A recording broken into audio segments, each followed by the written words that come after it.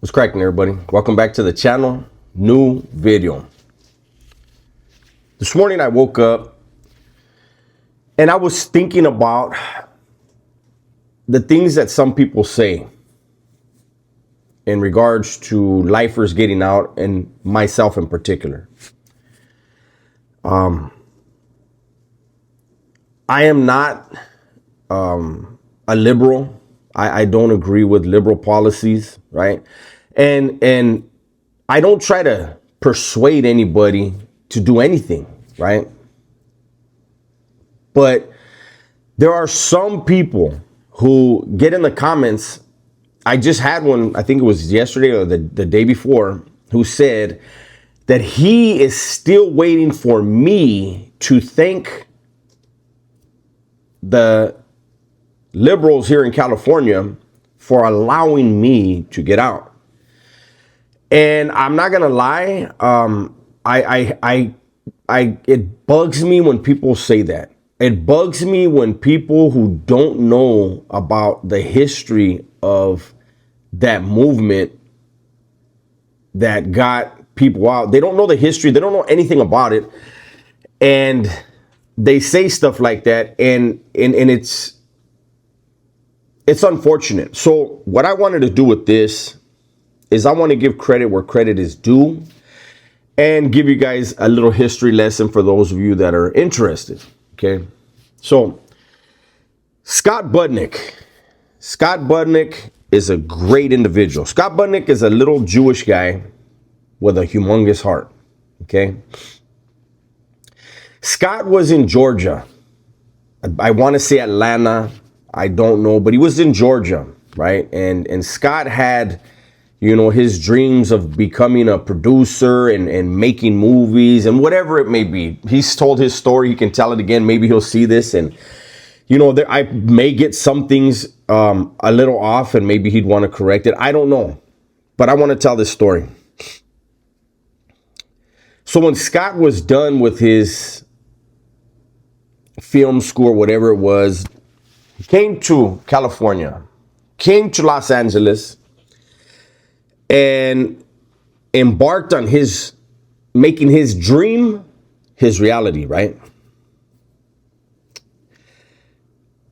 One thing that he did that changed the course of thousands and thousands and thousands of people's lives, and will continue to change the course of thousands and thousands of people's lives, was he decided to volunteer at the juvenile hall, one of the juvenile halls in Los Angeles. He wanted to go in and help these troubled teens, these troubled youth, and teach them how to write.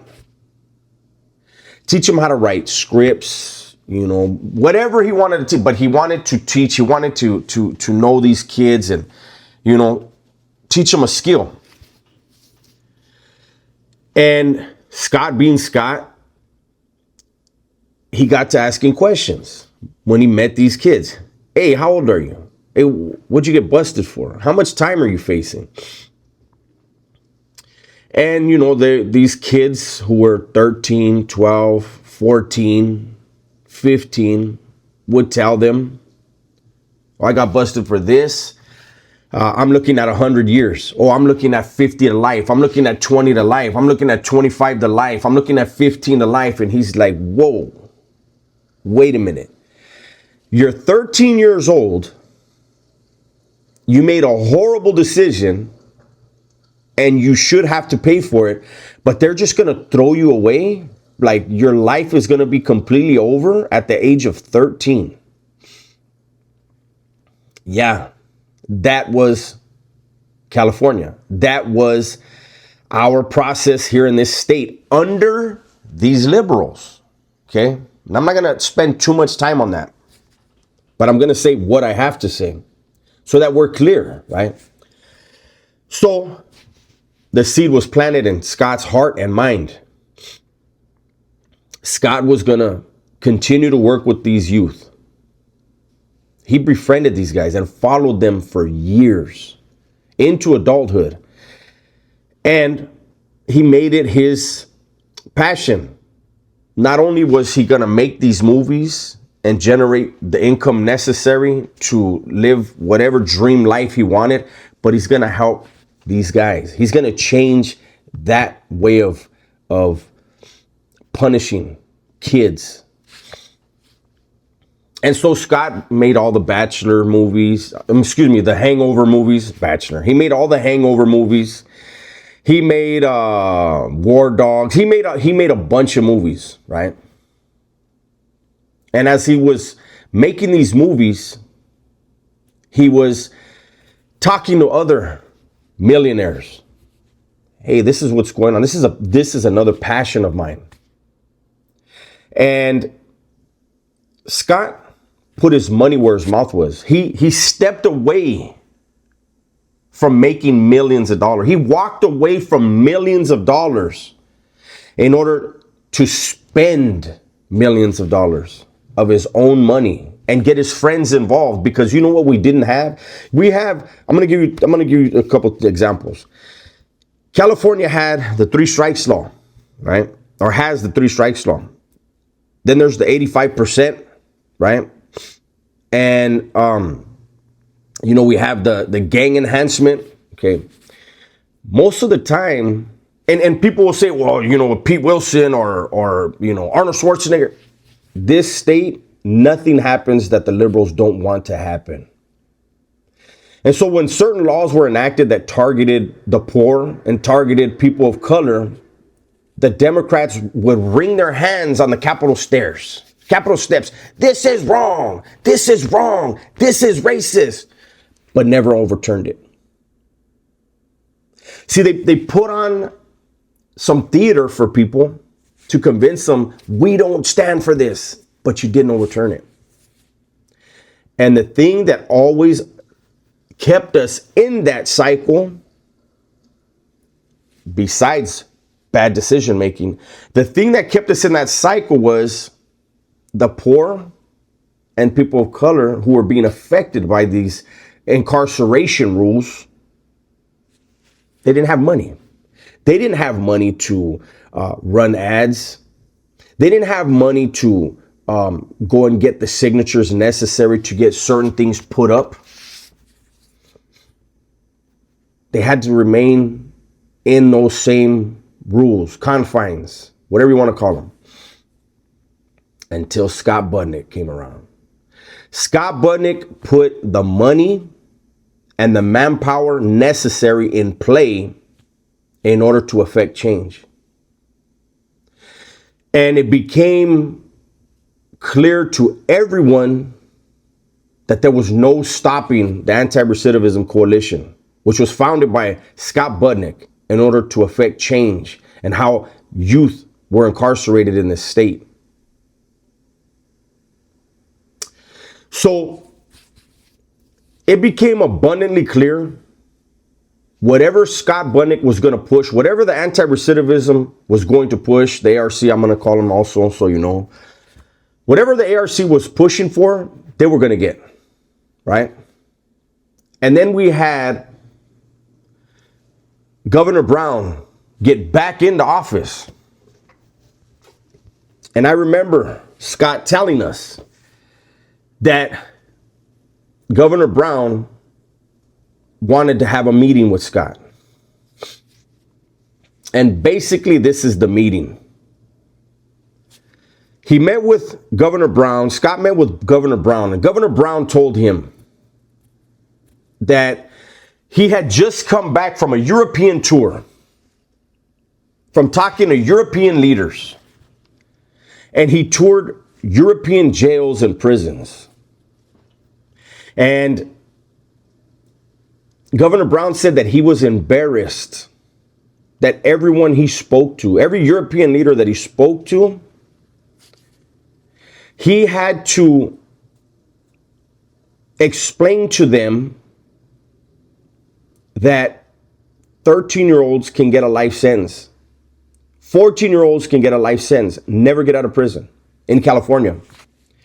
And the Europeans thought it was like, there's no way, right? Like you're messing with us, right? Like there's no way you incarcerate children and they go from being a child to being an adult and they just never get out of prison. Like, there's no way you guys really do that over there, right? Governor Brown had to say, no, I'm 100% being honest. This is what we do in California. This is what happens in the United States. But he can speak for California because he's the leader, right? And he said it embarrassed him, that it opened his eyes. And Governor Brown told Scott Budnick that his first term as governor, he, not Duke Majan, he was the one that put in place basically building all these new prisons, the new maximum security prisons in California, the lock them up and throw away the key attitude and mindset, that he felt responsible for that. And that in this newest and latest final term of Governor Brown's, that he wanted to right the wrongs that he felt in his heart he had committed. He told Scott that he wanted to put his name on Scott's momentum, basically, his bill, what he wanted to do, what Scott was already going to accomplish. Governor Brown wanted to attach his name. Of course he did. He's a politician. But you see, for decades, Governor Brown was okay with it. The liberals were okay with it. It took this huge-hearted Jewish guy that wasn't from California to put his money, his time, his blood, sweat, and tears into changing how children are incarcerated in California. That's what it was, him. He deserves all the credit. So when I hear people tell me, oh, the liberals did this, the liberals did that. No, I know what they did. I was behind those walls. I made horrible decisions. I don't push blame on anyone else. But because of Scott Budnick, SB 260, SB 261, and I don't know the other one because honestly, I was there, SB 260. I remember when it pushed and then he said, we're going to go all the way up to 25 years old and under, right? So he did all these things, and a strange thing happened. Thousands and thousands. I don't know the exact number. I wish maybe the ARC has the numbers. I'm sure they do. But thousands upon thousands of guys, men and women, who made horrible decisions in their youth and got a life sentence and went to prison, they got a second opportunity. If they did the necessary work to develop personal insight, to be able to articulate that insight, to be able to show and convince a psychologist, the board, and the governor that they were no longer a threat to society, and those tens of thousands of men and women who have been released haven't gone back. They recidivate. The recidivism rate is less than 1%. People can change. Thanks to Scott Budnick and the ARC, there are a whole lot of people who are the proof of his labors. So I don't want to hear this whole liberals let me out stuff. Scott Budnick did the groundwork, and then God did the hard work. So it's important to me as a former lifer that the right people get the right credit. That's my video for today. Hopefully you guys enjoyed it. Everybody, please be safe, be smart, and tell the ones you love that you love them, man. I'm out of here.